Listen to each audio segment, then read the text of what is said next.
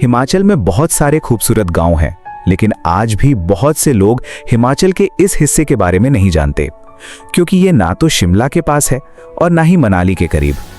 शिमला से लगभग 200 किलोमीटर दूर ये जगह है हिमाचल की किन्नौर वैली, जहां मौजूद हैं कुछ ऐसे गांव जो किसी जन्नत से कम नहीं लगते।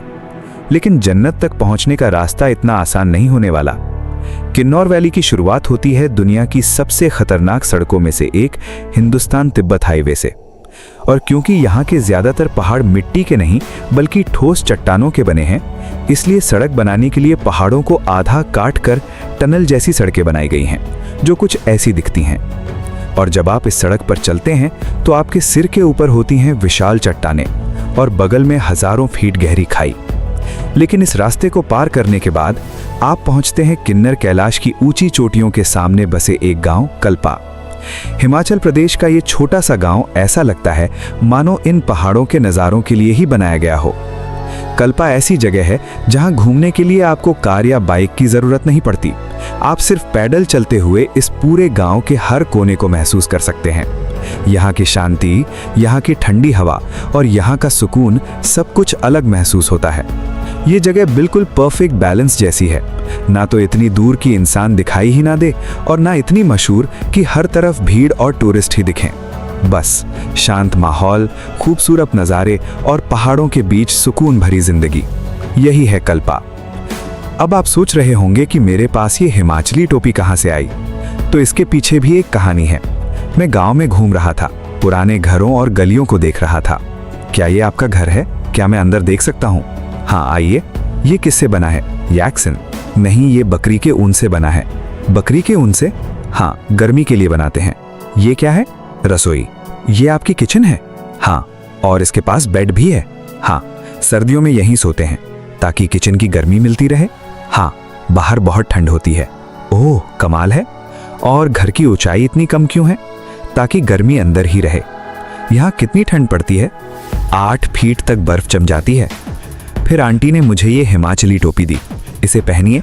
धन्यवाद। अब आप बिल्कुल हिमाचली लग रहे हो। लोग सोचेंगे मैं टूरिस्ट नहीं हूँ। नहीं, आप इसे प्यार से रखिए, मैंने अपने बेटे की तरह दिया है। और बस यहीं से मुझे ये टोपी मिली। जिस जगह मैं अभी बैठा हूँ ये पूरा इलाका एक एप्पल गार्डन है। मेरे आसपास जितने भी पेड़ हैं सब सेब के पेड़ हैं। अभी इन पर बहुत कम सेब दिखाई दे रहे हैं, लेकिन 1 या 1.5 महीने बाद पूरा इलाका लाल सेबों से भर जाएगा। किन्नौर के सेब दुनिया भर में अपने स्वाद और क्वालिटी के लिए मशहूर हैं। हर साल यहाँ लगभग 15 से 20 लाख बॉक्स सेब पैदा होते हैं और हर बॉक्स का वजन लगभग 20 किलो होता है।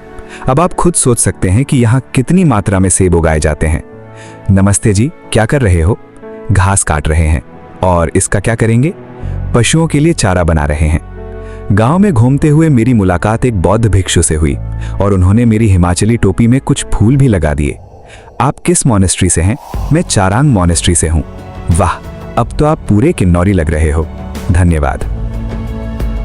कल्पा पहुंचते ही मैं इन पहाड़ों को देखकर मंत्रमुग्ध हो गया था।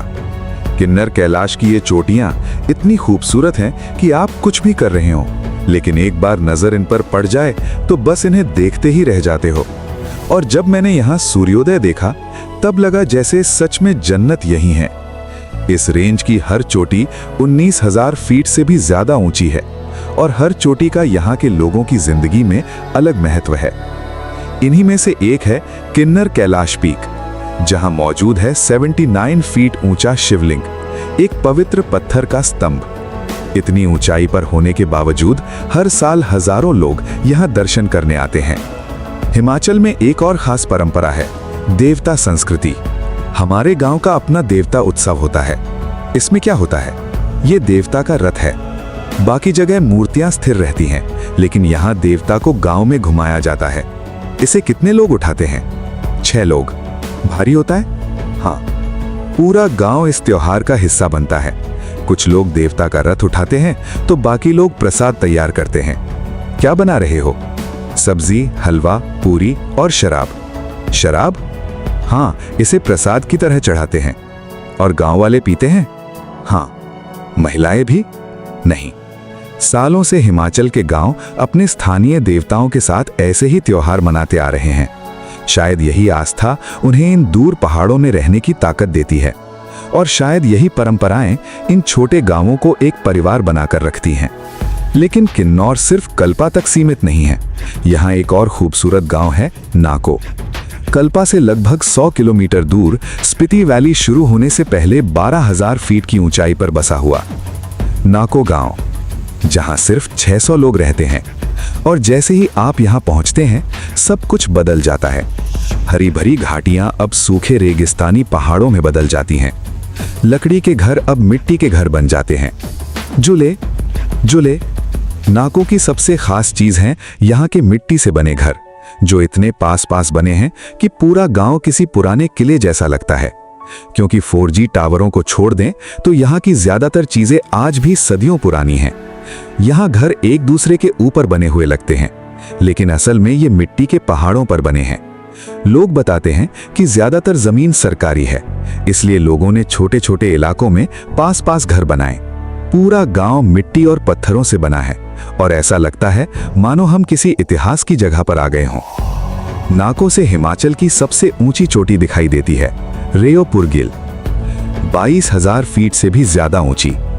शाम के समय जब पूरा गांव अंधेरे में डूब जाता है, तब भी इस चोटी पर सूरज की किरणें पड़ती रहती हैं। गांव के किनारे मौजूद है नाको लेक।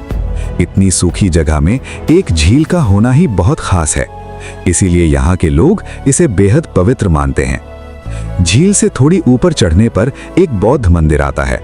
लोगों का मानना है कि यही मंदिर पूरे गांव की रक्षा करता है। यहाँ सब कुछ मिट्टी से बना है। पहले लोग मिट्टी के घर बनाते थे, अब कंक्रीट के घर बनने लगे हैं। लेकिन मौसम के हिसाब से मिट्टी के घर ज्यादा अच्छे हैं। सर्दियों में ये घर गर्म रहते हैं। और ये झंडे क्यों लगाए जाते हैं? हर साल खुरमानी के फूल खिलने के समय हम ये झंडे लगाते हैं। नाको तिब्बत बॉर्डर के बहुत करीब है। यहाँ से आगे और पीछे सिर्फ छोटे छोटे गांव हैं, बहुत दूर दराज इलाका। ऐसी जगहों पर लोगों के पास सुविधाएं कम होती हैं, ऑक्सीजन कम होती है, जनसंख्या कम होती है। लेकिन जो चीज बढ़ जाती है वो है लोगों का एक दूसरे के साथ जुड़ाव। इन गलियों में घूमते हुए मुझे ऐसा लगा मानो यहाँ हर इंसान एक दूसरे को जानता है। शायद जब लोग कम हो जाते हैं तो इंसानों की अहमियत समझ आती है। और शायद अगर आप भी यहाँ आएं तो हो सकता है आपको यहाँ अपने शहर से ज्यादा अपनापन महसूस हो।